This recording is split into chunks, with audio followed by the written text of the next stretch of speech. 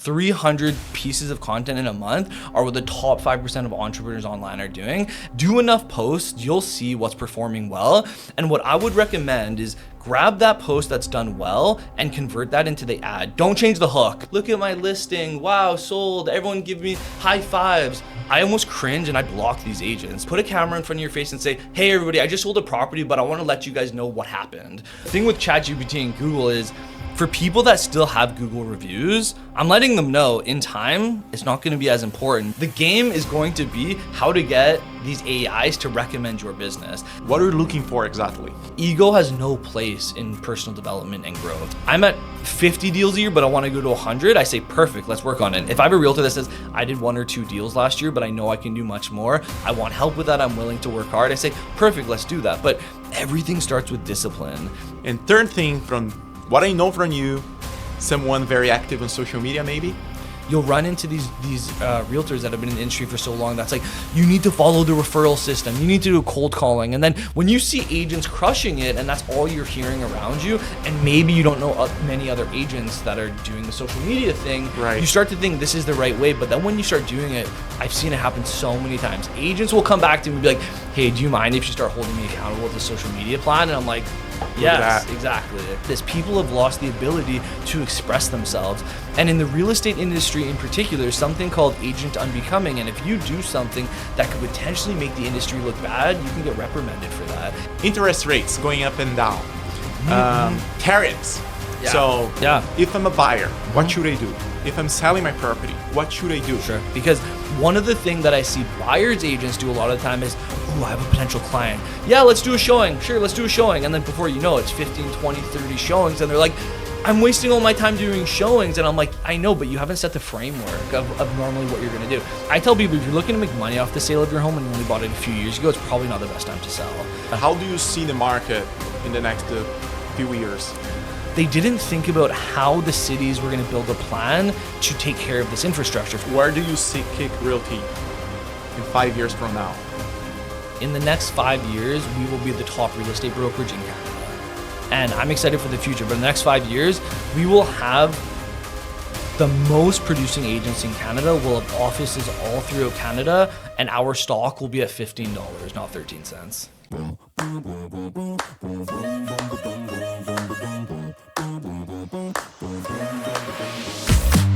What makes the world go round is top about that cha-ching sound like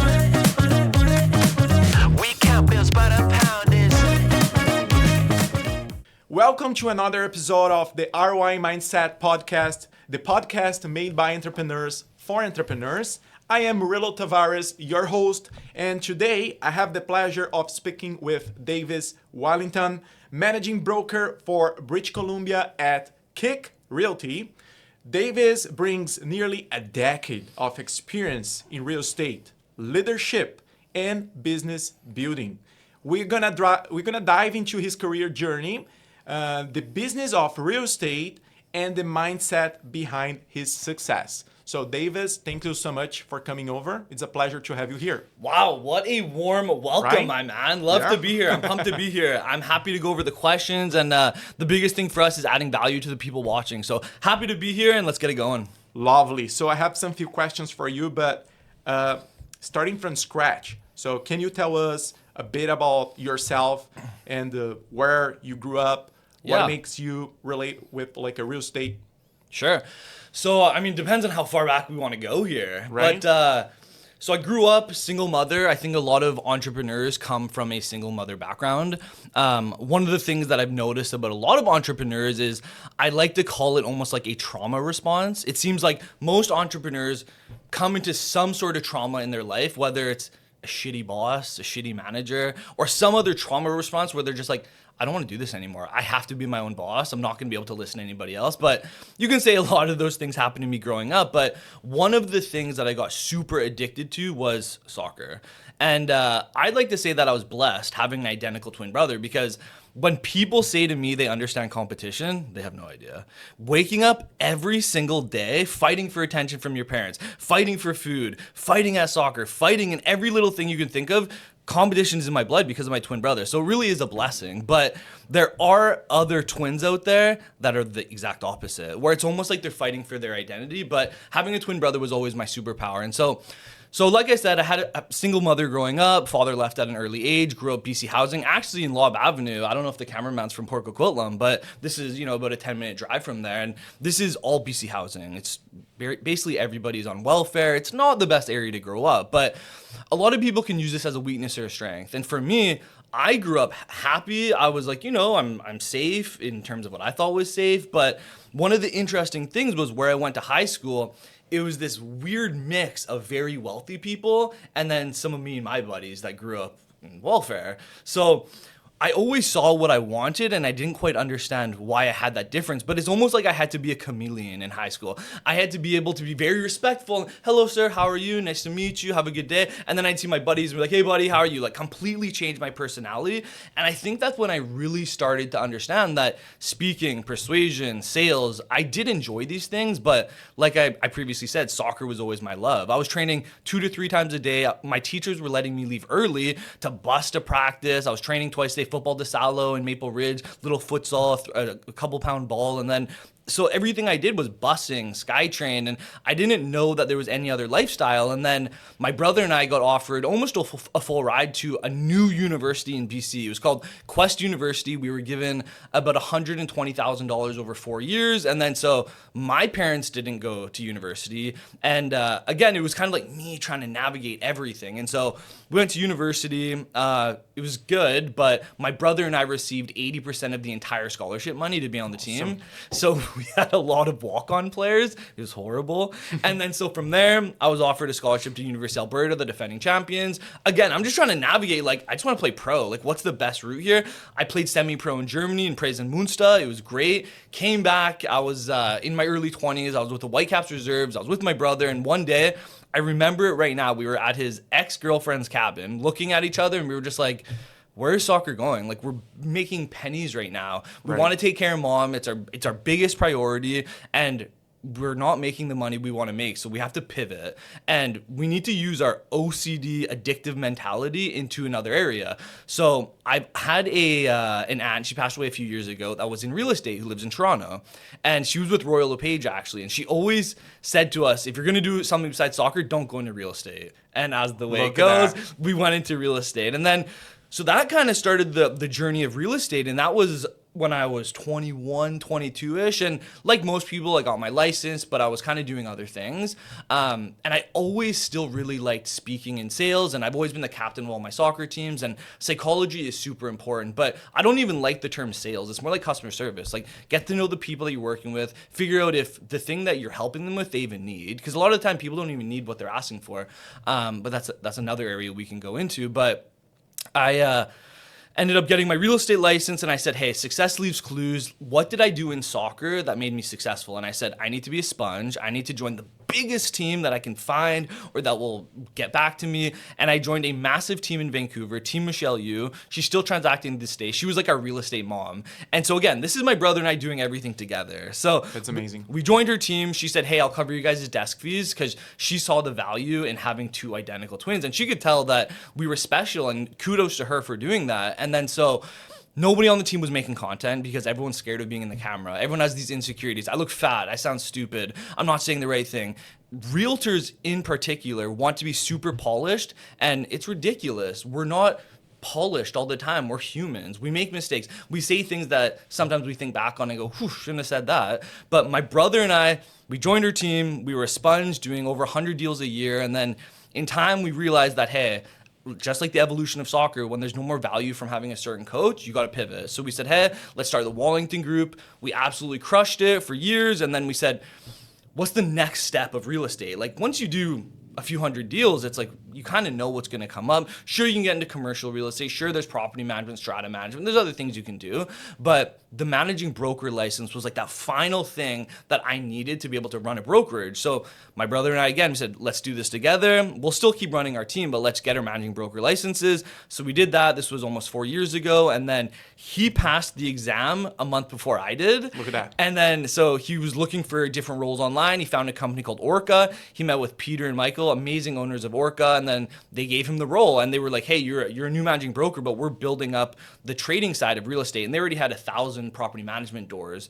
And then at that time, my brother was like, hey, do you just want to move the Wallington group over to Orca? I'm like, sure, because I didn't do my exam yet. But the odds of us being hired as managing brokers together is very slim. And he knew that. So I was at Orca for about a month. I passed my managing broker license.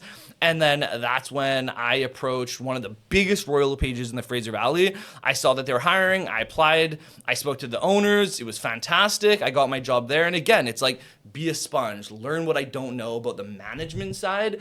And that's when I learned pretty quick that the hard skills of being a managing broker, and for managing brokers watching this, is probably going to irritate them. It's not that hard. Right. There's a lot of things that you do over and over. It's like the Pareto law, the 80-20 rule. 80% of the time, it's 20% of the same questions. And if you ever don't have the answer, if you can be honest and be like, that's a great question, let me get back to you. There's a hotline for managing brokers in BC. You call them, you get your answer. And a lot of the time, realtors just want you to back them up when there's a hard situation. So I learned really quick at Royal LePage that the hard skills aren't that hard. It's the soft skills that matter. And the whole idea and the role of the managing broker has changed. Back in the day, it was like, all right, compliance, that's all I do. I just sit here. But now, if you're not doing more than compliance and growing your brokerage, I don't think you should be in management. Imagine being on a sports team and your captain never stepped on the field.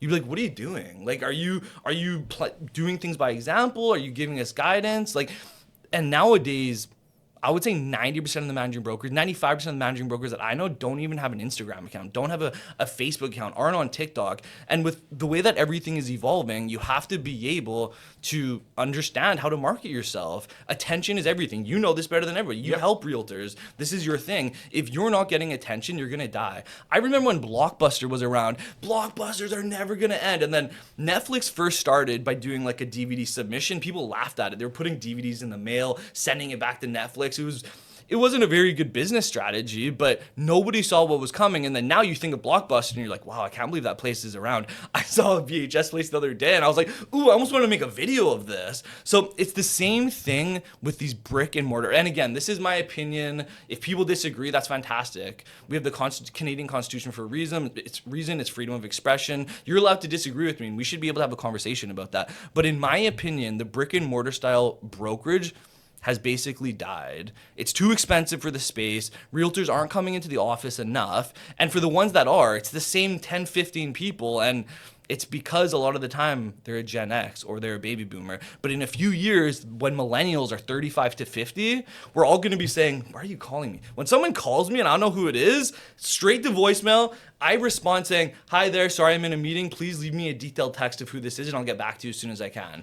Done. Do not call me if I don't know who you are. So that was the whole Royal LePage thing. Again, fantastic experience. I learned from the ex-president of the Fraser Valley Board. I saw a lot of the majority of the issues that come up, great. But I always wanted more. And when I was meeting with realtors and they were seeing these astronomical desk fees and they'd ask me like, so what am I getting from the brokerage? It's the same thing.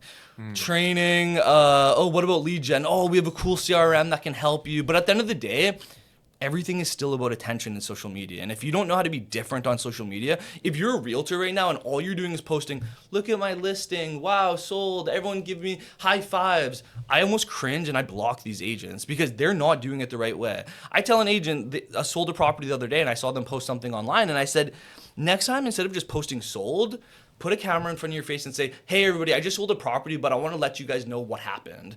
I met this client through, it could be an online lead or referral, whatever it is, and be like, we went to 30 different listings, and we finally found a few that we like. Talk about the process, add value to the people looking, because it only takes a couple people to really engage with what you're saying. And now with AI, it's insane. I could go down that route as well. That would be my second question. So how AI has changed your daily basis, right? Because you mentioned in the past you guys used to like have all this paperwork stuff to do. Now AI can make everything even faster, especially when you have to analyze a contract. Absolutely. So what has changed?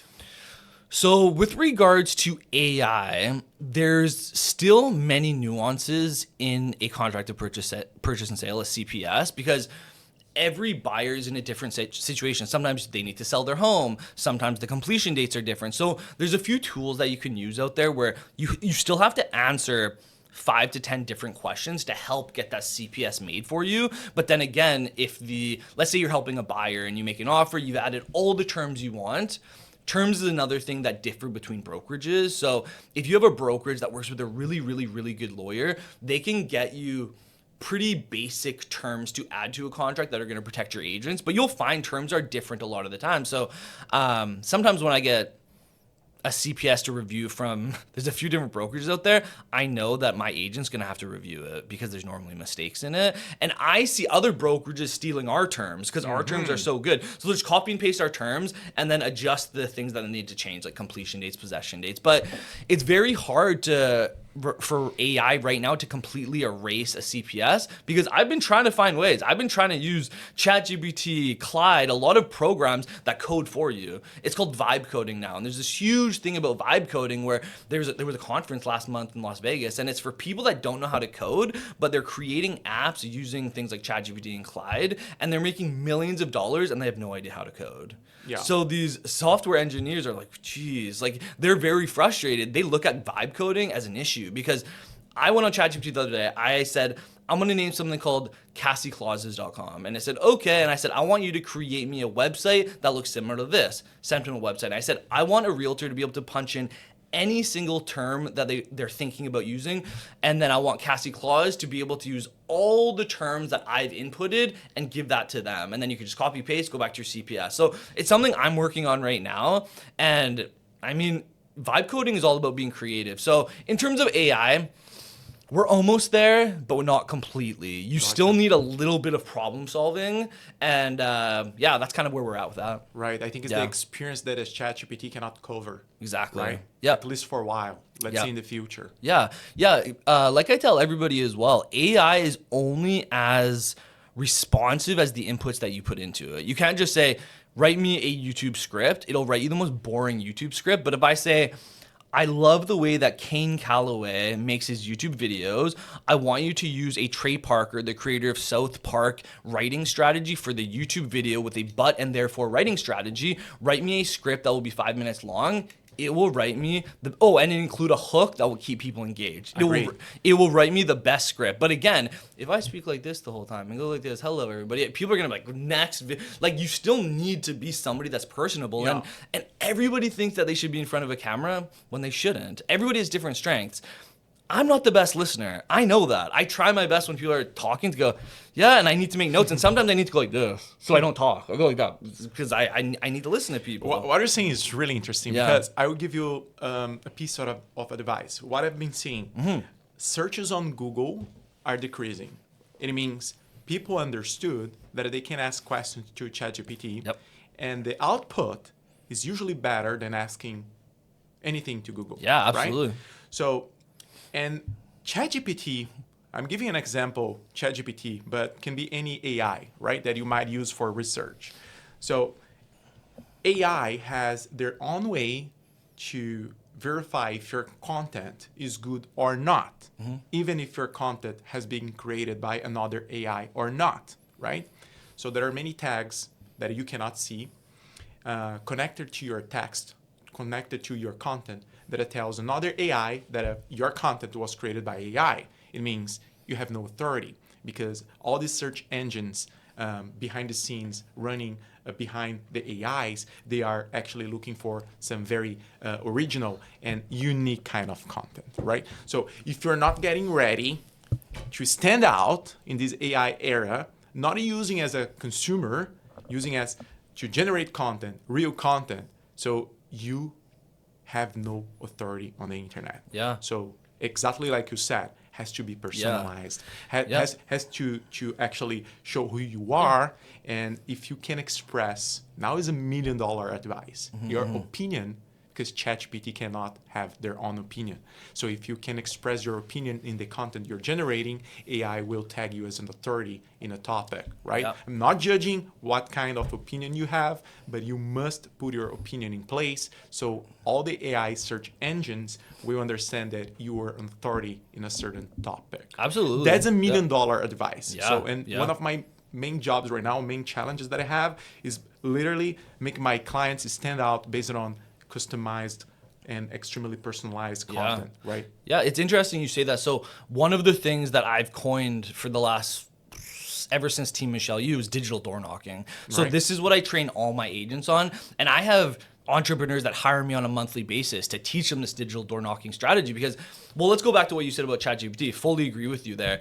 The thing with ChatGPT and Google is for people that still have Google reviews, I'm letting them know in time it's not going to be as important because when you go to ChatGPT, I've done it. ChatGPT, I want to know the top producing realtor in Port Coquitlam. Give me 5 recommendations so I should reach out to them. The game is going to be how to get these AIs to recommend your business. And that's one of the points. Yeah. The content you're generating is personalized, is customizable. Express your opinion. Yes, okay, ChatGPT tags you as an authority in this niche. Yeah. One of the ways to stand out Absolutely. in this search. Yep, absolutely. And it was funny. I was part of this conference a few months ago before it's KIC Realty, and the whole thing was getting your Google review profile together and all these things. And I was sitting there being like, gosh, this is Sounds archaic, right? it's just so archaic. Yeah, and there was a couple of other interesting things that you said about using ChatGPT and social media. And the way that I like to think of it is like for the past few years, everything on social media was about volume. Volume. It still is. Volume is still super important. The way that I like to think of volume is almost like an accordion though. And we kind of started talking about this earlier is quality is super subjective because a lot of the time people don't want to start making content because they're like, it's not 4K, it's not good enough. The audio is horrible. I don't have Shure or Rode mics, all these things. Everything you can think of. I don't have a room.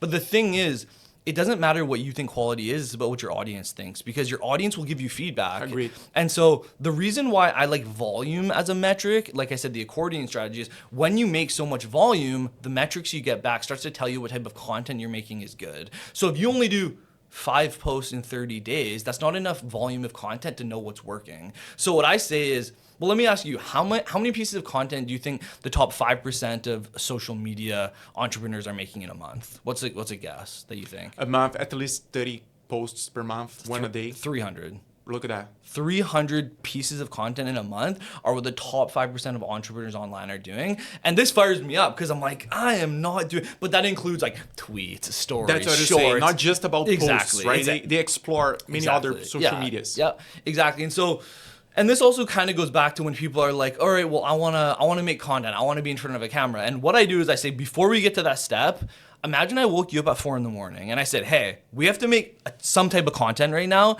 It doesn't have to be in front of a camera. What is something in this moment you're comfortable doing? Is it audio? Are you comfortable speaking? Is it writing something down? Or are you like me where you can get in front of a camera and go, hey, everybody, like you can start talking. And sometimes people say to me, they're like, I actually really enjoy writing. And I'm like, okay, get started on a blog and just make sure you have all the SEO stuff connected to your website, your tags, everything.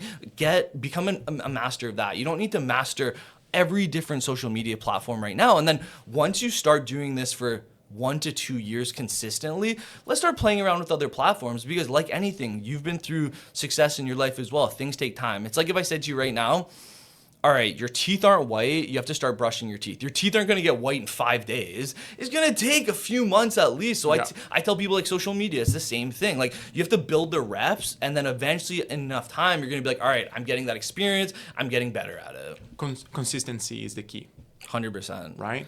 Yep. It's better to post a video every single day rather than 10 videos in a matter of like 24 hours. And it's amazing that you said that. I spoke to a realtor the other day. They spent $5K on a listing video. And I'm like, that's fantastic. But you could have spent $5K on making 100 pieces of content. 100%. And you could have just made shorts. And then it's like the user-generated content, UGI these days, where a lot of influencers are paying people based on the results of the content they're making for them. They say, I'll pay you up to $50 for anything that you get over 10,000 views on. And so it's a very unique type of content creation right now. I've explored it a little bit, but I mean, it just depends on the service that you're in. But yeah, social media is everything. And for these brokerages that don't understand that, which is every single brokerage beside my brokerage that tries to make content, I almost just cringe at it because I'm like, you're not doing the right thing because there's Gen X and then there's millennials, and then there's Gen Z, and then of course you go back where there's the boomers, and then there's now like alpha generation. I don't think they can be realtors yet, but the Gen X, they've been saying the same thing to me. They're like,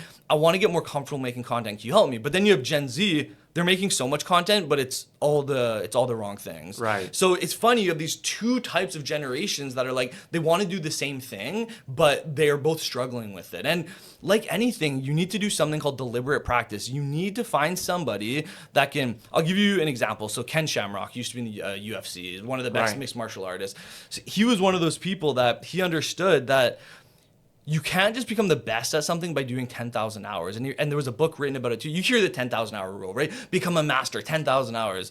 Well, then why aren't people masters when they're at a job for 40 years and you meet them and you're like, your customer service is horrible. They clearly aren't educated in the product they're selling. This 10,000 rule doesn't exist. It's called deliberate practice. You need somebody that is a master of the thing that you're trying to do. And then this person can look at you and say, hey, these are the things you need to work on to become a master. And then you need to be able to practice it, teach it, and learn about it. Because if you're not teaching what you're learning, you're kind of just one of those people that watch motivationals every day and you don't do anything. Mm-hmm. And there's tons of those out there. Everybody talks. But going back to AI, I just thought about something that you said. So the way that I think about content right now is if there was 1,000 users making content, within the next year to year and a half, there's going to be 10,000 users making content. And right now, it's very difficult to stand out because we're consuming content where I would like to think I'm pretty savvy at knowing if something is AI generated, but if somebody uses HeyGen, pays for their $7,000 plan, they go to a studio, they get the AI generation of them, the AI avatar.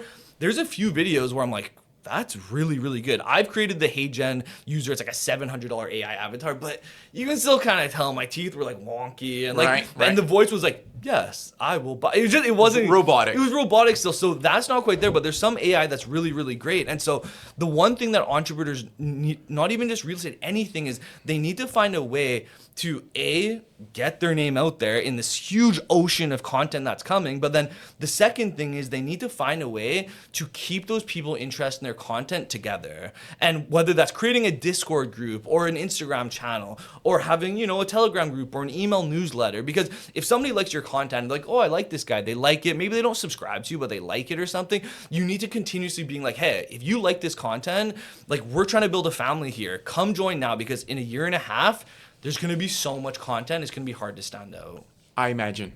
Yeah. Yeah, competition is coming, right? Based on this, I really like what you said. What kind of social media platforms do you think is a nice idea or a good start point for people who are not in social media right now, or they have a very low, let's say, digital presence? Yeah, I think, again, that's a really, really good question. And it all depends on what you're comfortable with. So, I mean, I know some people that start on Spotify and Apple because they're doing more of like an audio thing. They want to do an audio podcast. And then for me, there's a lot of realtors on Instagram, which is great. But I find that if you're a realtor wanting business, there's still a lot of the people buying and selling are over the age of 40 are Gen X, and a lot of Gen X are on Facebook. I think the stat is 1 out of every 3 people have Facebook, and Facebook Meta is still the highest daily used platform there is. But in a few years, that's going to change because, again, as millennials start getting older and Gen X and baby boomers are falling off, it's just going to change. Do you think TikTok is going to take over? I mean, it definitely had its run. It's hard now because every other platform has its version of TikTokification. You have your YouTube Shorts, your Instagram Reels, even WhatsApp Spotlight, Snapchat Spotlight. There's a lot of things that have really started to compete with that. And I think that TikTok needs to find the next thing that helps them get their market share back, because it's still huge, but there's a lot of creators that are on that platform where they're not incentivized to make content because the money and the monetization that they make from TikTok is so little that so many of these creators have gone to YouTube. Like, I have a monetized YouTube channel. It's very little because I stopped making content on it, but it's still monetized. I still make $100 a month. I'm like, cool. To do that on TikTok, you need millions and millions of views, and it's absurd. So I think, but going back to the question, if you're somebody who doesn't really know how to start, I would say use the strategy I said. Pretend someone's waking you up and just really figure out what you want to do and something you're going to stick to, because like you said, consistency and discipline is everything. And somebody might say, okay, I don't want to go on camera yet, I just want to speak. But then you also got to ask your question, is this fear that's holding you back? And if it's fear that's holding you back, I say you should do something at least 100 times before you make that decision. Agreed. When I was younger, I remember when I got a new job, I would say to myself, okay, be here at least 9 months to a year to figure out if this is something I can keep going, that if I like, because everybody has that feeling of wanting to leave something when it's not comfortable. It's human nature. We all have that fight or flight response, and a lot of us don't want to do things that are uncomfortable. So I would encourage, and even when realtors join me, I'm like, hey, I will make content with you, 100 pieces of content. I'll be with you. Don't worry about that. Like, just do it. Don't worry about the results or the metrics. Turn off your likes on Instagram. Don't show the views when you're doing something, because when people start to see that, they're like, this took me all day to do and only 25 people saw this. The ROI on my time doesn't make sense. But then we go back to my digital door knocking strategy, and I mean, there's still a huge ROI versus the old cold calling and door knocking days. And there is one big advantage about social media and digital content. Guys, it's forever. If you post it, it's not like knocking the doors and keeping your fingers crossed to get like someone there. If you post something, it's going to be in your social media forever, as long as this content is relevant. So the work is done, right? So people 5 years later might access your YouTube video, see you there, and contact you. Yep. Right? It's a lead machine generation. So it's extremely positive from this side. It might not like go viral, or you might not have a phone call next day, but long term, it's a content that is going to be there. Yep, absolutely. And people do not understand that. They want results next day. Yeah. They want to post 5 videos and get 5 viral videos, right?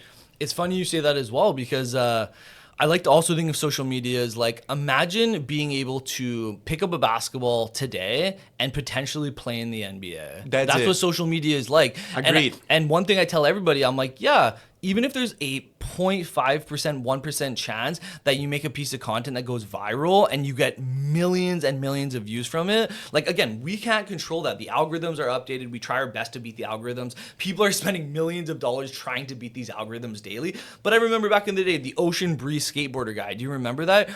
So in one of the book, Day Trading Attention by Gary Vee, I bought tons of copies and I give it a bunch of people that I think will actually put in the work. Right. But he starts off his book talking about the Ocean Breeze gentleman. And so this guy was going to work one day, hit his Ocean Breeze drink. I think that's what it's called. And he was on a skateboard and he was just filming himself go on his, I think it's a skateboard. It might be another name for it. And he's just kind of like lip syncing to the song. And then so he finished the video and then he almost deleted it because he was just thinking like, this is so cheesy. Why am I doing this? But he got to work, his little warehouse job. He posted it, didn't think anything of it. Millions. I think it was 4 million views by the end of the day. It was 10 million by the end of the week. And from that moment, he was given almost $500,000 from the Ocean Breeze company to make more content. He had 3 roles in a TV show and he was very smart with this. He actually leveraged that to start a new business. So this one piece of content that he almost deleted changed his life forever. And again, I can't say, oh, do this is going to happen to you, because that'd be lying, but we never know what's going to happen with content. So I think it's just such a beautiful thing. And for anybody that doesn't want to make content, I would say look in the mirror and ask yourself, is it because you're scared or is it because you're not good at it? And I would say the majority of people are just scared. Agreed. Yeah. They are actually pay attention or thinking what people will think about that or how people will react about that. Absolutely. But guys, trust me, and that's my feeling, nobody cares, right? So they might in the most respectful way, nobody cares about what you're doing. So right, so you might create a content, you might, let's say, film your listings, make a video tours and stuff. It might not be perfect at once, but as you said, after some few videos, you're gonna probably do it better. You're gonna feel more comfortable, and positive feedback will come. Yeah, absolutely. For sure, right. And did you want me to talk about my digital door knocking strategy just to give some value? Please, yeah, go ahead. So this was something that was a paid course I had for a long time. And in the last year and a half, I've been like, I don't care anymore. Even if I give people the playbook to success, 1% will do it because it takes so much time, as you know. So when it comes to digital door knocking, I've always used with realtors because those are the people I deal with mostly, but everybody relied on like the canvassing, like knocking on doors, cold calling strategy. And for the 1 to 2% of people that still works for, keep doing it.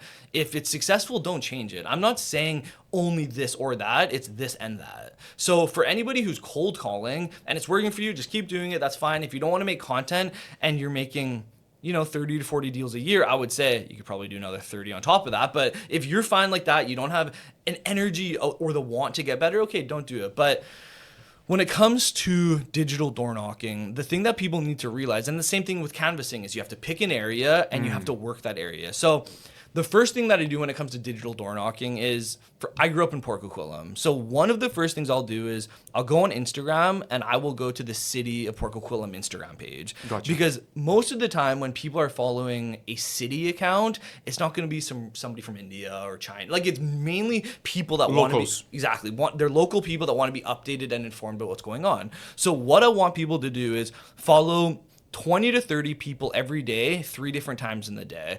It depends on how active you are on Instagram, because you could get shadow blocked if they think you're a bot. But for me, I've been doing this for years. I could follow 200 people a day. So that's the first thing you do, just follow people. And then when someone follows you back, now you've been like, okay, this person's engaged. They followed me back. It's not like a spam DM now. They followed you back for one reason or another. Maybe they wanted their follower count to go up, so they just followed, whatever. But regardless, they followed you back. Go into that person's account, like the first 3 posts, could be pinned posts, whatever it is, and then send them a DM, and in the first line say something super personal to them. For example, I found a buyer client a few weeks ago. Actually, I'm helping her buy right now. But what I did was I did what I just said. She followed me back, and then in her first 3 pinned posts, there was a bunch of posts about flowers. I don't know anything about flowers. My mom does flowering stuff. I help her with dirt when I buy it, but I don't know anything about flowers.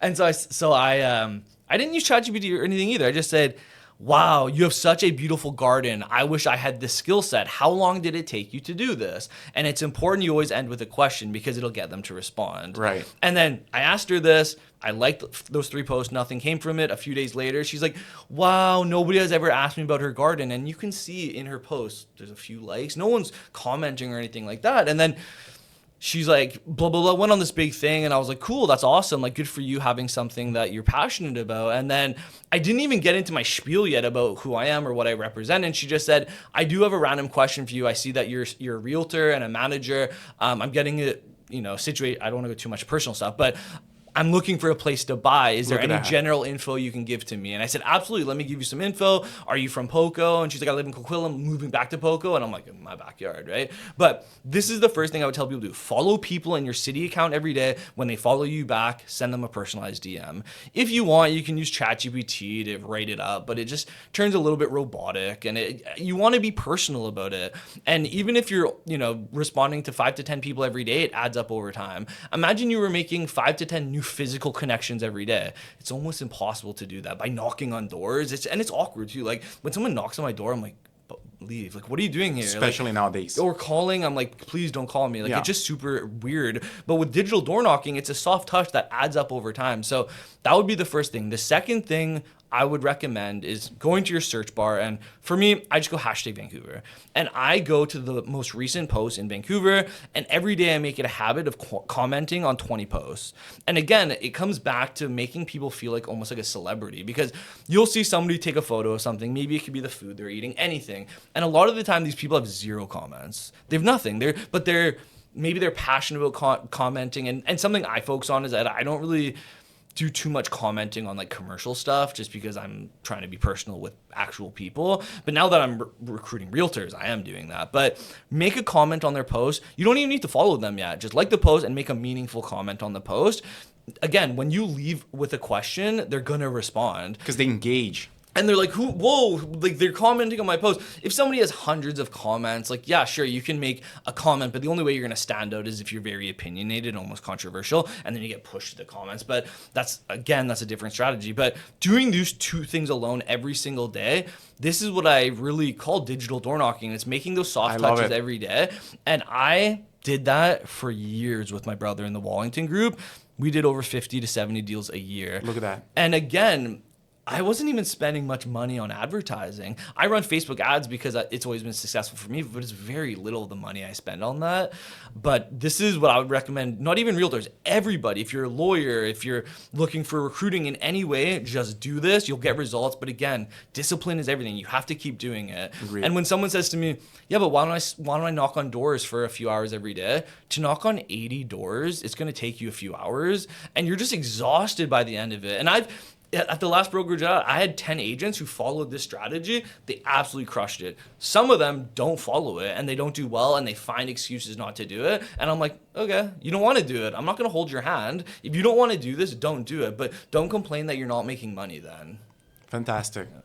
I hope you guys could take notes of that because it's impressive. And everything that you shared, it's like you're not spending one single dollar. It's free. Everybody can do that, right? Absolutely. And I would say, start doing that and then think about promoting your ads or your Instagram or your Facebook account, right? Because you need to have like a certain kind of audience to show that you're a real person, right? Nobody starts putting money on a campaign without any followers, right? So you must have actually some kind of audience in order to say, hey, I exist, I'm a real person, and now I can start putting money on my ads or my posts. Yeah. And when it comes to ads as well, because a lot of the time people ask me, like, what type of ad should I do? I don't know if it'll work well. And back in the day, you would have all these companies that would spend hundreds of thousands of dollars getting in a focus group, doing their pitch, and everyone would give their opinion. And then they would go, okay, I guess we'll try that. But they didn't know for sure if it would work. Nowadays, this is where I go back to the accordion method of volume. Do enough posts, you'll see what's performing well. And what I would recommend is grab that post that's done well and convert that into the ad. Don't change the hook because it's getting people reeled in for a reason. Change the last 5 seconds with a call to action and turn it into an ad. Yeah. And then that way you already know the algorithm is pushing this. So just turn that into ad. There's no more guessing.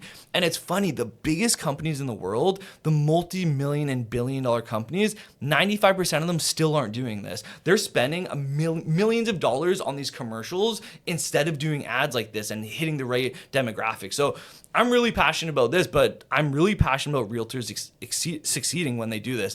And I know for a fact right now, other brokerages in BC aren't doing this.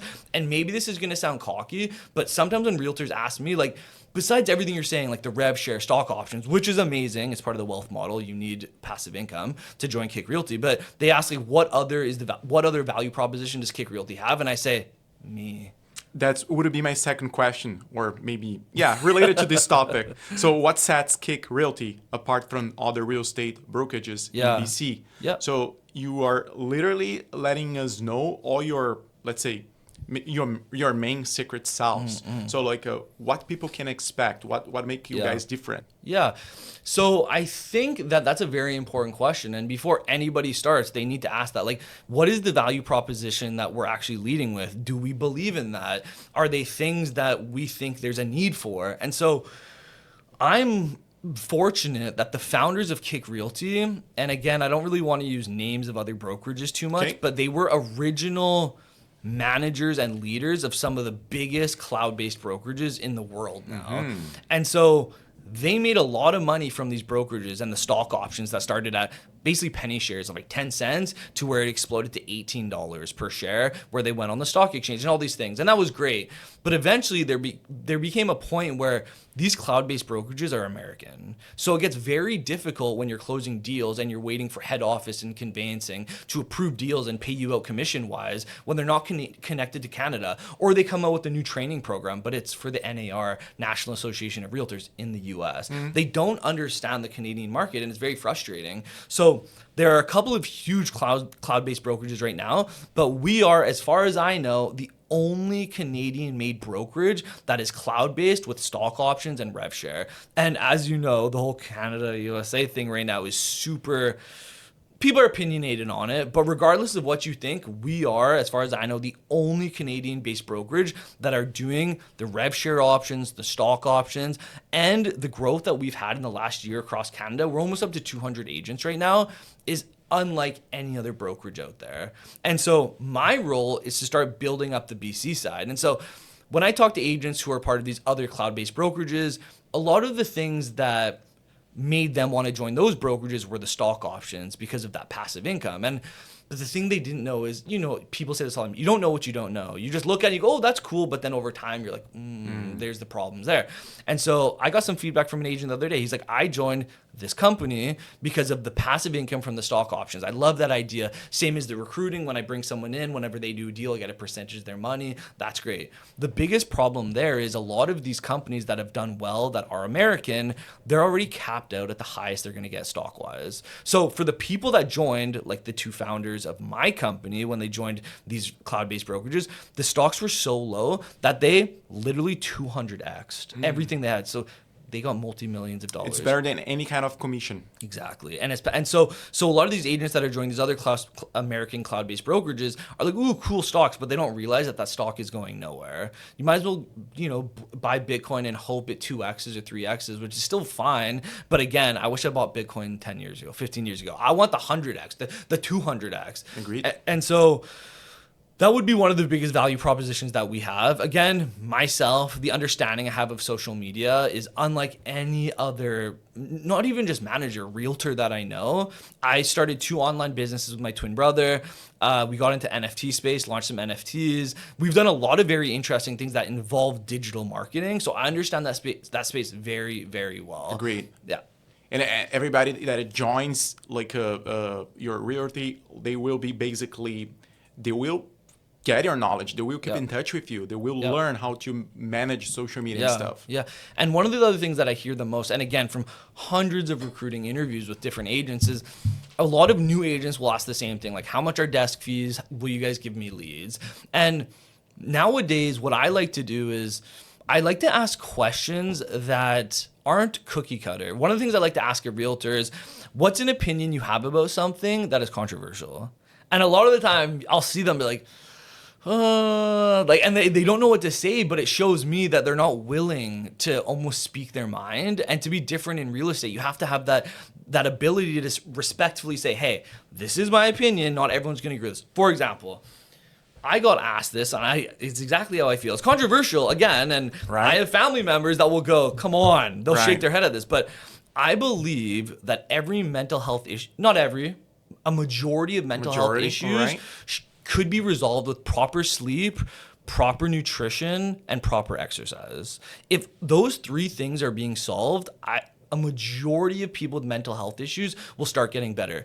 Get up, get some sunlight, eat well, sleep well. Make sure you have a social circle where people are willing to listen to you. But we don't need to resort to pills. And this is something that hits home because I have family members that deal with this kind of stuff. But it's genetics, and I'm fine. And environment plays a big role in that. So a lot of people will disagree with that, but the reality is, if you make sure your health, your nutrition, and sleep are all balanced, I would be very pressed to find somebody that's dealing with something mental health-wise wrong. I know when I'm not feeling well, for example, I'm getting ready to compete in 17 weeks, men's physique, bodybuilding. Nice. But for the last few weeks, or month and a half, 2 months, my diet wasn't really in check and my sleep was bad. Any other person would go, I don't know, maybe I'm depressed. Why am I feeling anxious all the time? Maybe I need some medication for this. You don't need any of that. Just start going to the gym. Just show up. Get into what I call miracle territory. Just get yourself in the right spot to make good things happen, even if it's not perfect at first. And over time, you'll start feeling better. So that's an opinion that I have that's controversial, but I think quite a few people will agree with that now that we're kind of getting out of this cancel culture phase. More people are being like, hey, I can speak my mind without being canceled by that minority where we all had to kind of be like, okay, I agree with that. So, but yeah, again, when it comes to the value that KIC Realty has, I joined KIC Realty because of everything that I kind of just said. In the wealth model, you need to find a way to make passive income. And I said, okay, our current stock is at around 13 cents. We want to go to $15 in the next 5 to 6 years. The way that we're going to do that is this. And I said, okay, well, the people that are pushing this forward, do they even have experience in stock? Like because I've never gone to the stock market. So I had to do a lot of research on this. And one of the founders, he's launched 4 other companies that went public on the TSX, Toronto Stock Exchange. So I picked his brain. He lives in Coquitlam as well. Super great guy. I met him at Cactus Club. We went over everything and how we're going to get there. And then the other 2 founders were early at another cloud-based brokerage. So we have such a strong foundation for success. Now it's just about finding the right agents. But I had a meeting with an agent yesterday, and I asked her this question, kind of gave me a cookie cutter answer. And I was like, okay, interesting. And I was like, well, what is it that you want from this brokerage? And it was clear that she wanted people to give her the world, but she didn't want to put in the work. And we don't want realtors that are just going to be working another job, not coming to meetings, not adding value. You want the right people around you. People ask me all the time, how do we create culture in a company? Culture isn't something you wake up with and go, oh my gosh, this happened. We're amazing now. It's the people that you bring in. And for a long time, I was trying to change everybody around me, be like, hey, come on, we need to get together. But if you don't bring in the right people from the start, it's going to collapse. So the things that we're doing at KIC Realty is really different. And we want to be like the Apple of real estate brokerages here in Canada. And in the next 5 to 6 years, you'll look back on this video, we'll have millions of views. You'll be like, this was the best podcast I ever did with Davis because it was from the beginning. And that's what we're trying to do. Fantastic. Yeah. What are the requirements in order to get a real estate agent who wants to be part of KIC? So what are you looking for exactly? We want agents that are committed to being the best realtor that they can. And I say that because there are some people that are working hard but just aren't doing the right things. And it comes back to deliberate practice. Like if you've never had a good coach to be like, hey, try these things out, then you're going to be doing the wrong thing. So just because there's an agent that's not maybe doing well right now doesn't mean we don't want you to join KIC Realty. But we need people that are willing to put in the work. I put together game plans for all the realtors. And if I see a realtor has an ego right away, hey, I check my ego all the time. When I learn something new, I have to remind myself like, hey, I have to be willing to also say this isn't working. I have to change my methods as well. But ego has no place in personal development and growth. So if a realtor comes in and says, hey, I'm at 50 deals a year, but I want to go to 100, I say, perfect, let's work on it. If I have a realtor that says, I did 1 or 2 deals last year, but I know I can do much more, I want help with that, I'm willing to work hard, I say, perfect, let's do that. But everything starts with discipline. And again, maybe this is a hot take that not everybody's going to agree with. And it's my opinion. I almost don't want to say it, but it all comes back to the health aspect. When I speak to somebody and I can tell that they don't, I'll ask you, what's the most important thing that we all have? To you, in your opinion, what is the most important thing that we should be taking care of in our life? Our health, our family. Exactly. Right? Exactly. So when someone spends $500 to $1,000 a month on their cell phone or going to the movies or these things, but they spend $0 on their mental health or body, I think like you're showing a lack of discipline in the most important thing of your life. How do I know you're going to be disciplined in these other areas? And I've heard good answers though. When somebody's like, my family is more important than myself. And I go, okay, well, if you're not taking care of yourself, you're going to leave your family. But that's a whole other conversation. Right. At least they have a why to working. But if someone doesn't know why they're going somewhere or what they want to do, how are you supposed to know what success looks like if you don't have a vision of it? So I need to know what a realtor wants to do. Like, why are they in this? Are they just thinking, ooh, I'm going to make a commission check when I do a deal? I start to say to them, okay, well, what if you're 6 months in and you haven't done a deal? They're going to be such a sleazy realtor to get that first deal done. They're not going to be thinking about the client. So really it comes down to disciplined agents and making sure that they're just the right fit at KIC Realty. And sometimes you start to learn people out quick, but because we're growing, it doesn't mean we're just going to take on every agent. We want the right type of agent with the right type of energy. So in other words, let's summarize what you said. Yeah. First thing you're looking for has to be someone committed. Absolutely. Accountable. Yeah. Second thing has to be someone extremely disciplined, right? Mm-hmm. Someone who's going to keep the ball rolling. Mm-hmm. And third thing, from what I know from you, someone very active on social media maybe? Yeah, and again, it's like you said, it's like they're committed to a plan. If someone says to me, I want to post 4 times in the next month, perfect, let's do it. 1 post a week, it could be something, it could be a just B-roll and a voiceover. You don't need to show your face yet, but let's stick to a plan and then continue to grow muscle on top of that plan and get better at it. Or someone says, I just want to start a blog. I say, cool, perfect. But if you say to me, I did 50 deals last year, all from referrals, I don't want to do anything else, I would say, so how are you planning on adding value to the brokerage as well? Are you going to come to meetings? Because that's one of the other biggest problems and I've experienced from this. The top producing agents rarely come to the office except for when they're dropping off a deposit check. They're not coming to meetings. They're not talking to the other agents, which is fine. At times I was one of these people, but we still want to try to encourage the agents as much as possible to get involved. But this is the other reason why I have a problem with brick and mortar. It's more annoying for a realtor who's successful come to the office.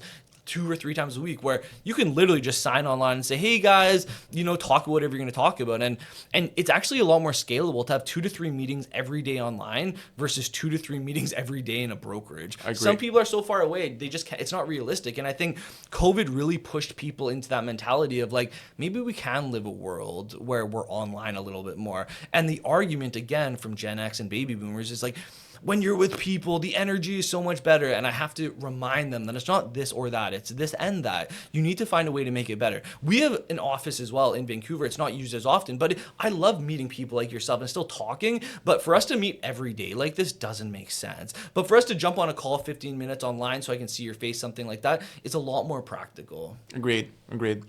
For you, performance comes first in any aspect, Yeah. or not?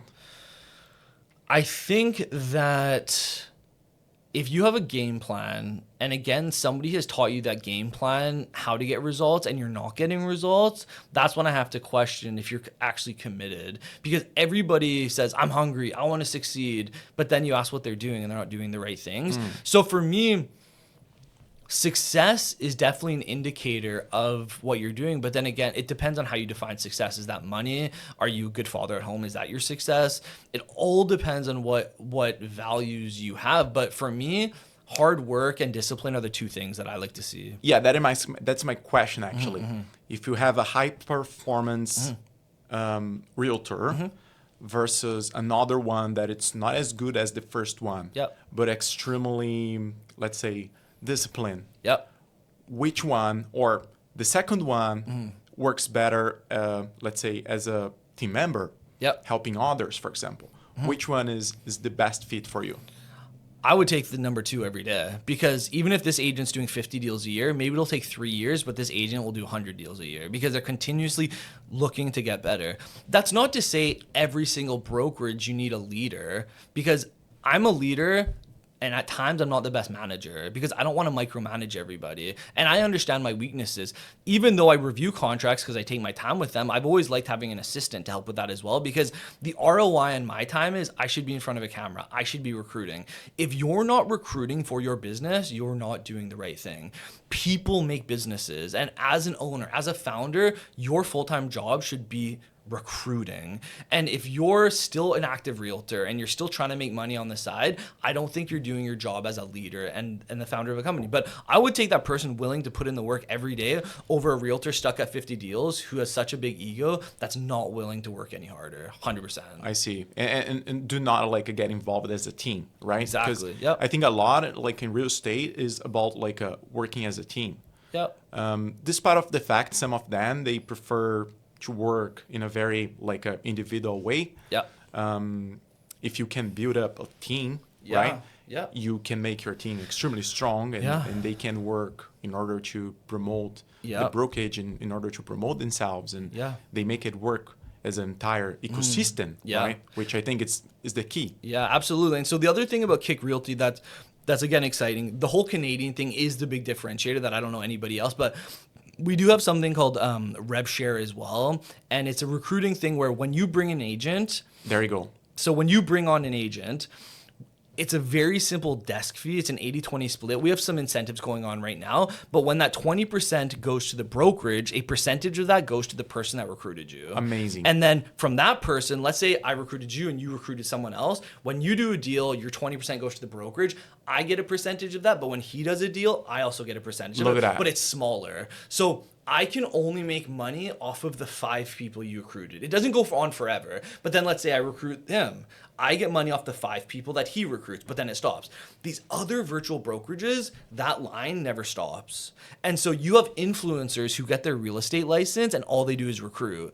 And then you have these companies who get to 70, 80,000 agents. It's a big virtual brokerage, but then 90% of them aren't transacting. They've just recruited, and now all they're doing is sitting there making money. But the way that a company goes up in value is by realtors transacting. And so we have a plan where it stops at 5 people, and our main priority is still creating agents that transact. So we still have the passive income models to make money, but again, we've used those virtual-based brokerages, those cloud-based brokerages as a rough draft.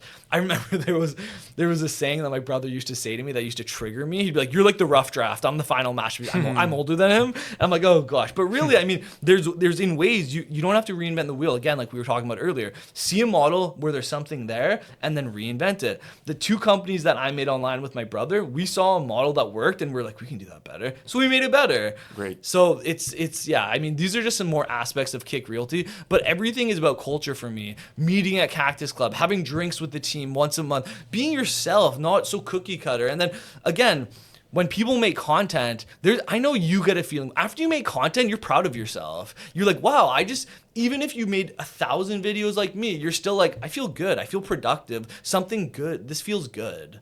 Agreed. Yeah. Could not agree more. So, and now we talked about like recruiting agents and stuff. Now from the client perspective, right? What are your strategies to attract new clients? Sure.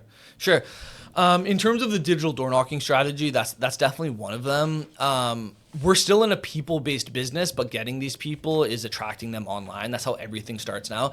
I saw a stat the other day that said 80% of new clients come from them searching you up online. So if you're not on social media, no one's going to know who you are. If you're just relying on bench ads, it's not going to work anymore. They're going to look you up, and if you're not online, you're not there. But in terms of getting leads, I would still say digital door knocking is the biggest thing that I train my agents on. But I mean, that's step one. I'm in the process of making a 6-hour presentation on digital door knocking, but I'm not nervous that people are going to take a playbook because only 1% of the people are going to do it. And it takes accountability to do that well. But yeah, digital door knocking for me is huge. One of the things that I also do is when I'm at an open house, when I'm around there, I'll knock on a few doors to be like, hey, why don't you pop by our open house just to check it out? Because again, it depends on your strengths. Like I'm good with people. I can start a conversation with my experience. But if I tell a new realtor to say, hey, go knock on doors, they don't know the answer to a lot of these things. And a lot of the people answering the door are going to be like, leave me alone. But I can say, hey, I'm just dropping off a $10 gift card for Starbucks. I don't want to bug you. We have an open house next door. If you're comfortable, come pop by. If not, all good. Have a great day. And a lot of times they're like, oh, you didn't have to do this. It's all good. I just want to say hello. I hope we're not being too loud. And they're like, what are you guys listed for? Conversation starts going. Yeah, this gift card, I'm sorry interrupting you, but like the gift card is definitely the hook, right? Yep. So, and that strategy is so useful on the internet because in order to attract someone, you need to provide something. You need to share something, right? Yep. Like Yep. you're sharing your strategies here. You're literally like opening all your strategies, Yep. right? Yep. So, and creates value. Absolutely. It's funny you say value. So there's a book called Jab, Jab, Jab, Right Hook. Have you read it? Yeah, Gary Vee. And it's all about like value, and then ask. And so just like you said, one of the things that there's the Power of Persuasion, another book that I read, it's the rule of reciprocity. So if you go to Hawaii, the first thing that happens when you walk off the plane is everyone's putting these, you're like, okay, Hawaii, I'm so happy to be here. And what happens is when they give you this, they kind of stand there and you're like, oh, sure, I'll give you a buck or two. Right. And then what happens is very interesting that 95% of people take it off and put it in the garbage. And then at the end of the day, these women walk around to all the garbages and recollect all of these things. It's the rule of reciprocity. So even when I was in the retail space during my soccer and real estate kind of transition, my brother and I were managing a small retail store called Fitness Town, and we kind of moved up quickly through there because I was part-time back in the day. When I came back from soccer, I was like, I gotta make money somehow. Sure, come be a manager here because my brother and I always did well. We were running a big warehouse selling fitness equipment. We were both managers together. We transformed this store from 300K in sales a year to over 3 million. Wow. And so the first thing I said is whenever people walk in, let's give them something free immediately, whether it's like a power bar, a shaker bottle, a foam roller, something. And every time somebody pick something up, like, oh, thank you so much, they would feel guilty not buying something. There was such a guilt about it. So it's the same thing, rule of reciprocity. When you meet with somebody, you give them a gift card, they're like, oh, thank you. Like they feel they want to give you something back. It's just psychology. And even when I used to meet with realtors in person, I would tell my old brokerage, I'm like, hey, we need to find a way to give them something. But they didn't have the funding to do it. There was always an excuse. And that was one of the reasons why I was like, I got to get out of here. Like at KIC Realty now, the founders are like, hey, we have millions in the bank. Whatever you want to do, let's be creative with it. And I'm like, whoof, let's go. Wow. Like I'm allowed to be as free as I want here. And this is why we're building so fast. And I'm excited about that. But yeah, rule of reciprocity is absolutely huge. Are you a creative person? I would like to think so, but I think Look, you're very dynamic. right? Yeah. I already can see. Yeah, You yeah. mentioned that at the beginning, Yeah. like you're extremely dynamic. You can adapt. Yeah. I was wondering, is there anything you and your brother, is there anything that you guys don't agree, like by any chance? Yeah. Because most of your past Yeah.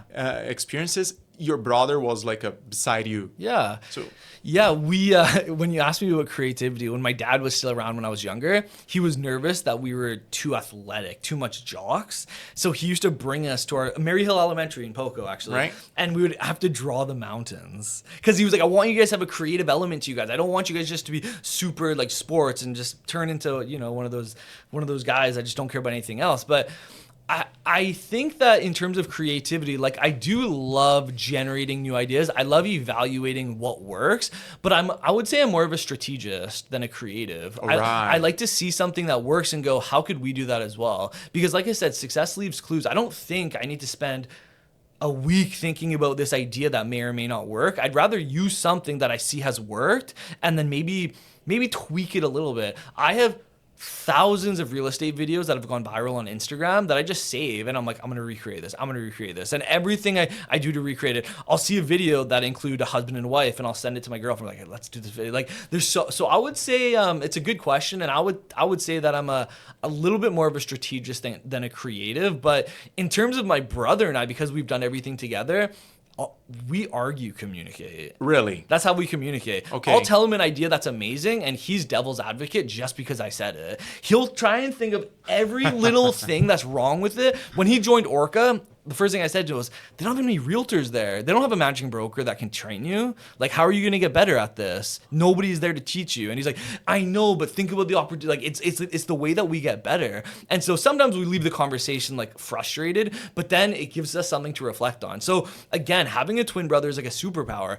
I remember when I was leaving my old company, I had a very blunt conversation with one of the older manager, used to work everything. He's like somebody who has a lot of experience. And it was one of the realest conversations I could ever have with him.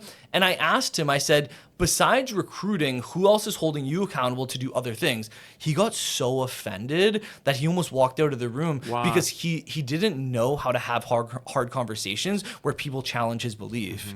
And so because I've done that my whole life with my brother, when I have hard conversations with people, I need to remember that not everybody is used to having hard conversations. So I need to show a little bit more empathy. But having hard conversations is a super big skill set that, again, I've learned that from my brother. But we have arguments all the time about petty stuff. It's what we do. Like, he just got his property management license. He has a bunch of doors he's managing. I'm in the process of getting it, but my brokerage doesn't focus on property management. I still want to get it. So we talk about the pros and cons of property management all the time. So yes, fantastic. we argue. So I think he makes you better, Absolutely. and Yeah. vice versa. Of course. Yeah. Right? Yeah, absolutely. And now I have a nephew who has his real estate license. Wow, amazing. And so he got licensed about 1.5 years ago. And I told him what is one of the opposite things that a lot of realtors are told when they first get into the industry. And most experienced agents or managers will say, you need to quit your job, go into real estate full time. And I told him, I'm like, don't quit your job. You need to put in the work. Live all the videos. He loves motivation, inspiration. I was like, every single weekend, you need to be doing a minimum of 3 to 5 open houses. And then during the week, do your job. That's fine. But after your job, you need to be willing to put in the work. And in time, when you're so busy with real estate is when you can quit your full-time job. So he's been following a lot of the methods that we say. And I, of course, though, with family, you got to be a little bit... it's a little different at times because we know each other so well. But like he loves to try other ways of finding leads as well. And I think he's gone full circle where he realizes from day one what we were saying works. But there's a lot of people that will try to infiltrate your brain that doesn't really know it's the right thing to do. You'll run into these realtors that have been in the industry for so long that's like, you need to follow the referral system. You need to do cold calling. And then when you see agents crushing it and that's all you're hearing around you, and maybe you don't know many other agents that are doing the social media thing, Right. You start to think this is the right way. But then when you start doing it, I've seen it happen so many times. Agents will come back to me and be like, hey, do you mind if you start holding me accountable to social media plan? And I'm like, yes, that. exactly. So, I mean, when you come from a family like mine, 3 sisters, I have a niece and a nephew, and my dad's not around, but my mom's around. Like the twin brother situation, like we're such a melting pot of competitiveness, and I wouldn't have it any other way. I imagine family dinners are all about business, right? It's funny because my sisters and my brother and my nephew were we're very different in some of our beliefs, where it just taught me that I need, from a young age, I need to be able to understand people that I don't agree with, and I need to really listen to what they're trying to say. And one of the things that I ask people before, if I know somebody wants to get into it with me about politics or something that's very aggressive, I ask them, I'm like, is there anything that I could potentially say that could change your mind? And if someone says no, then I'm like, what are we doing here? Why are we, like, I don't That's need, it. I can appreciate your perspective, but I'm not going to try to tell you what I think because, Right. For example, another controversial, Andrew Tate, a lot of these guys online that are very controversial, I can look at these gentlemen and go, I don't agree with everything they do, but in this one aspect, they do it very well. So I'm going to take what they do in that aspect very well and add it to my little armor of things I like to do. Jordan Peterson, amazing professor. He's an amazing dad as well. He's an intellect, and the information he has is amazing. But I remind people, if you had a camera on you 24/7, do you think you're going to say the perfect thing all the time? Probably not. So give people grace. But I had a conversation with someone the other day. This person was telling me how they hate the majority of men. Men are misogynistic. They say all the wrong things. And I let them know, like, you're probably around the wrong men. But I asked them the same thing. I said, are you able to see what someone does, one aspect of their life, and say, like, I don't agree with that, but there's other aspects that I do like? Could you still respect this person? They said no. And I said, okay, well, that's on you then. But, every bad poet writes a good line once in a while, which means listen to people. Even someone you think is an idiot may say something sometimes that go, interesting. I'm going to listen to that. People lost the ability of absorbing the good side of people, right? So things are so extreme right now. If you say something that I don't like, I will hate you forever. And it's not like that, right? Yeah. So you must understand the other side as well. There is a reason why you have created this opinion, right? And people don't want to analyze that. Absolutely. They just take whatever you say, disagree, and they do not pay attention to positive things that may come from you. Like, we are all humans, right? Yeah, and absolutely. Humans are losing this ability of hey, there are positive sides and negative sides, but let's pay more attention to the positive side. Because I may learn something, right? Or if I understand why he has this opinion, I might understand or see this perspective from a different way. Yeah. But even when I think about things to do with some of the most controversial topics these days, like politics, I ask people, the first thing I say, I was like, so what are the 3 to 4 policies that you really appreciate about the candidate that you represent or that you like? And a lot of time people go, I don't know. And I'm like, so is it mainly like the social dynamics of what they stand for? Or do you even know the electoral candidate in your area? They're like, I don't know.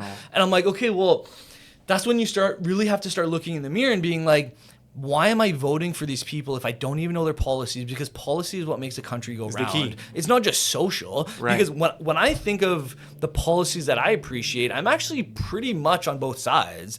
But it's the social stuff that I'm a little bit more conservative, and some of my personal beliefs. But that doesn't mean I can't appreciate other things on the other side. I'm always open. If I hear something, I'm going to go, that's a great idea. But it's just the social dynamic where I think people get caught up on. And I would inform everybody, look into policies that you actually appreciate and go, oh yeah, maybe there's something to that there, because we're a country, we're also a business, and it makes me sad when people don't have the freedom of expression in Canada. America, freedom of speech is a lot more paramount these days ever since Trump got involved. And again, people are decisive on how they feel about him, and that's great, whatever. Everyone's entitled to their opinions. But one of the things that in Canada that's really sad is people have lost the ability to express themselves. And in the real estate industry in particular, there's something called agent unbecoming. And if you do something that could potentially make the industry look bad, you can get reprimanded for that. And it's sad because it's all subjective. I could say right now, don't use a discount brokerage when you're listing, because there's hidden secrets of the industry that a realtor may not bring a buyer client to that listing, because I know I'm only getting 0.5% commission. It's a secret in the industry that not many sellers know, and I want to inform a seller. So I will create a series going, what sellers should know before finding a listing agent. I did a video like that years ago where I was spoke to, like, this might rub some people the wrong way. And I'm like, but it's my opinion. I should be able to express myself. There's nothing to do with violence here. There's no racial discrimination. I'm just speaking what I think. And I wish that realtors had more of the freedom to say what they feel about topics. But I know if I start going on about Pierre Poilievre right now and why I don't agree with DEI, I could get canceled so fast, even if I say this is my opinion. But I should be able to do that. You were with Camilo last podcast. Right. Him and I used to talk about this stuff all the time behind closed doors, but he is very careful about what he says, which is why I love Camilo. If you're watching, love you, buddy. But I'm a little bit more outspoken because this is who I want to be as a person. I don't want to hide behind things I say. I want to show that in time, we're going to continue to push the needle forward, and everybody needs to learn the skill of being able to express themselves in a way that you can have a conversation still. Agreed. Yeah, and the podcast is one of the best ways to do that because you have time to express your opinion, and you have time in order to make people understand your perspective, right? So if you are recording a reels on Instagram, you have 60 seconds to say what you want to say, and that's it. Yeah. You cannot come with the arguments, right? In a podcast, you have more time. You're going to explain why you have this certain opinion. Yeah. And I think it's a great format. And one of the reasons you have open doors to come over anytime and express your opinions and share your thoughts, because extremely important, people need to understand that people, they might have opinions, and it's based on a past experience. Absolutely. Right? And talking about politics. Yeah. So interest rates going up and down. Tariffs. Yeah. So give us some advices. Yeah. If I'm a buyer, what should I do? If I'm selling my property, what should I do? Sure. So what is the current situation in Canada right now? Yeah. So in terms of from the selling side, we're in what would be considered a buyer's market because the market's a little bit stagnant. And the thing about realtors that's interesting is you're probably broken up into the GVR, the Greater Vancouver Board, or the Fraser Valley Real Estate Board. So I saw all the stats when my brother was part of the Vancouver board and I was part of the Fraser Valley board, and I would compare and contrast. They do differ a little bit at times, but they're pretty much consistent. Now I'm licensed both sides. I'm running 2 offices both sides, so I can speak to all types of agents. But where the market is right now, it would be considered a buyer's market. And when I speak to a buyer, I try to build rapport with them just like I would with a realtor. I'm like, why are you buying? How long have you been renting for? Do you have enough for a down payment? Have you been pre-approved yet? Like where are you at financially? And if a buyer says to me, I have the money to buy. I'm month to month, which means they can basically leave at any time, given a little bit of time frame. I'm financially approved. I've spoke to my bank or a mortgage broker like Camilo, and I figured out, I can get approved for $700K to buy an apartment. I think I'm mainly ready to buy. When I hear that, they just need a little bit of a nudge, and I go, perfect. So, and then that's when I start building up the framework of what they're looking for. I go, normally as a buyer, and again, it's my experience helping them. Maybe they've never bought, their first time buyer. I say, normally what happens is I'll show you 10 to 15 properties. After that time, we'll break it down to 3 or 5 properties that you like. Then we'll break it down to 3, and on 1 or 2 of those, first with one, we'll make an offer on the one. Depending on how that goes, we'll have another one in mind. So at least we now have a framework of which we're working. Because one of the things that I see buyers agents do a lot of the time is, I have a potential client. Yeah, let's do a showing. Sure, let's do a showing. And then before you know it, it's 15, 20, 30 showings. And they're like, I'm wasting all my time doing showings. And I'm like, I know, but you haven't set the framework of normally what you're going to do. If I'm at around the 10 to 15 showing mark and they still seem undecided, there's a hidden objection of something that's going on that I don't know. So normally I need to get proof they've been pre-approved. Unless it's a family member, I'll help them out, whatever it is. But I need that proof. And so in terms of the market on the buyer side, if you're a buyer looking to buy in a specific area, there's still pockets that are selling really well, and you're going to have to be prepared to pay a pretty penny. But if you're looking to move somewhere like in Maple Ridge, where there is no SkyTrain, which is definitely a hot topic these days, people want to be around that SkyTrain because of the extension going into Langley. There's still areas of Maple Ridge that you can buy pretty cheap. Pre-sale is another thing. There's a lot of inventory when it comes to pre-sale. So I tell realtors all the time, developers are negotiable. If a developer tells you a price, you can negotiate this. Don't just think that's black and white. I as a realtor, every 2 years, you need to do credits through courses. But the course that I was in was only for managing brokers. And one of the managing brokers runs the biggest pre-sale in Vancouver. And so it was interesting to see his perspective on that side of things. So yeah, there's a lot of negotiability as a buyer right now. But if you're looking to buy in areas that are hot areas, a hot sub-community, be prepared to still pay a pretty penny. It's still BC. It's still one of the best places to buy with appreciated value in buying an asset. My brother just purchased a place and he had to pay a decent amount for it because it's a very sought after area in Langley. And that's going to happen. From a seller's perspective, if a seller says to me, hey, I bought a couple years ago, I think I'm looking to sell because I'm not making much. I'm having a hard time paying my mortgage payments. Or they say to me, I'm looking to make money off the sale of my home. I tell people, if you're looking to make money off the sale of your home and you only bought it a few years ago, it's probably not the best time to sell.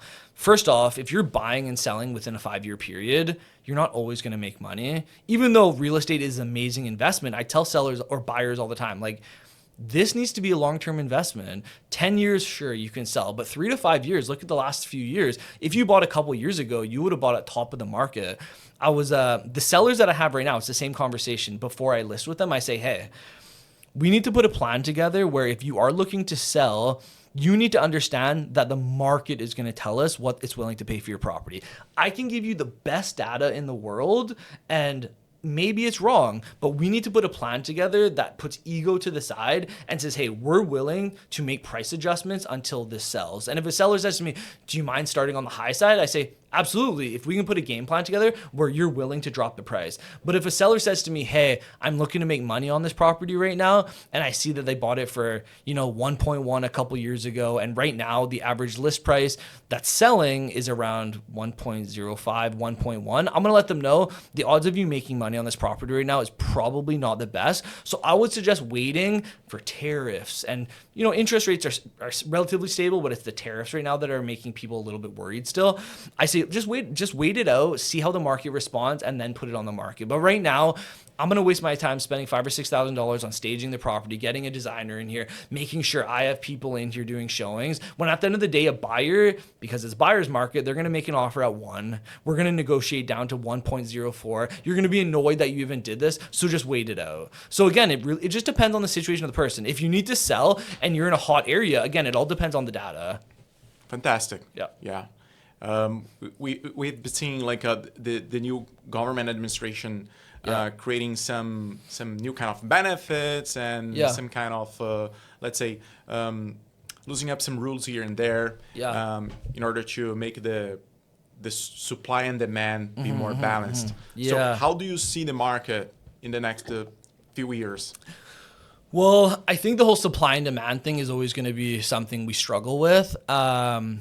We are creating the same amount of inventory that we were in the 1970s, which is absurd. That makes no sense. Why? I think a lot of it is to do with not prioritizing inventory. I think developers haven't been having enough incentives to build. Not only that, a lot of the resources to build developments is too expensive for developers. So what some of the plans were by the government, the federal government, was like, hey, we're going to give you plans to make building cheap. And then that way there's going to be incentives for you guys to build, and then it's going to create more inventory. However, with the changing of governments, with all the political disagreements, everything in the last few months, a lot of those plans have kind of gone to the backside. But Mark Carney, they introduced a plan to build 500,000 units every year, which that doesn't make any sense because we've never built more than 250,000 properties in a year. But he wants to go 500, 500, 500, 500, where Pierre Poilievre made more of a consistent growth, 300, 350, 5, 650, which seemed more realistic to me. So the targets that they're putting forth, I mean, in theory, it's like, okay, let's see. But even with the whole small scale multiple legislation that was passed where you can build up to 4 units on a certain lot size, they didn't think about how the cities were going to build a plan to take care of this infrastructure. For example, where's everyone going to park? Schools. Is there going to be schools? Hospitals. Exactly. And it all depends. Like if you're a parent, you think about schooling. If you're just a single homeowner, you're like, I don't want to be around all these people parking. It all depends on what industry you're in, but regardless, it's affecting that. So a lot of these cities are expected to submit their official community plan in the next few months. Coquitlam already did it. They're trying to show how they can make it work. But a lot of these cities are having a hard time figuring out, like, how are we going to build the infrastructure for the small scale multi-unit legislation that has passed? So again, in time, we'll see what happens, but the government right now really wants ideas because the government's promise things so that they get elected. It's how politics always works. We'll see in the next few years if the Liberal government will start doing something they've never done, because the last 12 years has been a nightmare. I think a lot of people thought that when Trudeau left, Mark Carney's going to come in, he's going to change things up. Fingers crossed that it helps, give people this vision of owning a home. But I saw a stat the other day, if you're under the age of 40, only 10% of people own. So when somebody's buying a property for $550,000 and they're like, oh, it's so little, it's so shitty, I let them know, like, be proud of yourself. You are in such a small percentage of people owning right now. And at the same time, start building that equity, use that equity in a few years to upscale. It's like, and this was the other things why KIC Realty is such a great opportunity, because I knew an agent who's paying $1,000 a month for the last 30 years. So that's over $350,000 in this time period that they've spent. They have no equity in the company. They're making no passive income. And it makes me frustrated. I'm like, you should have ownership in the company. You've been so dedicated to that company. Whereas when you're paying desk fees at KIC Realty, you're getting ownership in the company. If you spend that much money at KIC Realty, the amount of shares that you'd have passive income alone from that. So Great. It's like the thing I tell realtors, take the same advice that you give to your buyers. You tell your buyer to stop renting, start building equity in an apartment they own. Same thing every realtor should do. Stop paying fees at a brokerage that you're not gaining equity in. Be part of the business, Absolutely. in other words. Absolutely. Last question, and I truly love our conversation, so very insightful. From both sides, I would say our conversation was extremely insightful from the, let's say, user perspective, people who are watching us, our audience, and also for realtors as well, right? Yeah. From the business perspective.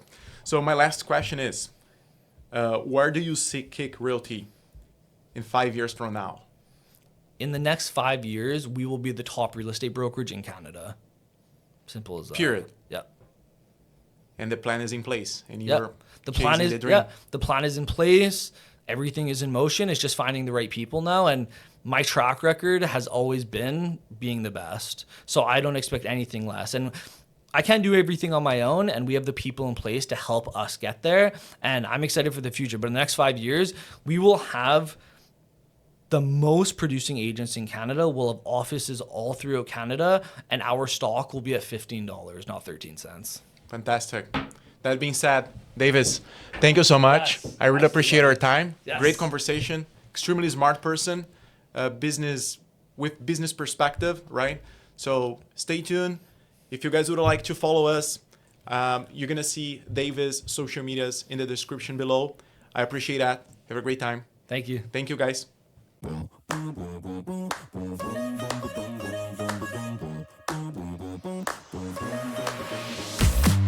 What makes the world go round is top about that cha-ching sound like we count bills by the pound is we can't stop cause we're living for the money. What makes the world go round is top about that cha-ching sound like we count bills by the pound is cause we're living for the money. Don't stop, rock the block, cause once we get started, then we just can't stop. And when you see the Lamborghini, then you know what's up. Because cheap is cheap and the talk is talk, yeah. Now we chillin' on a cruise ship, take a jet to Korea, how we do it. All the players are playing the game, head is looking lame, so we started getting money and you know we stay paid.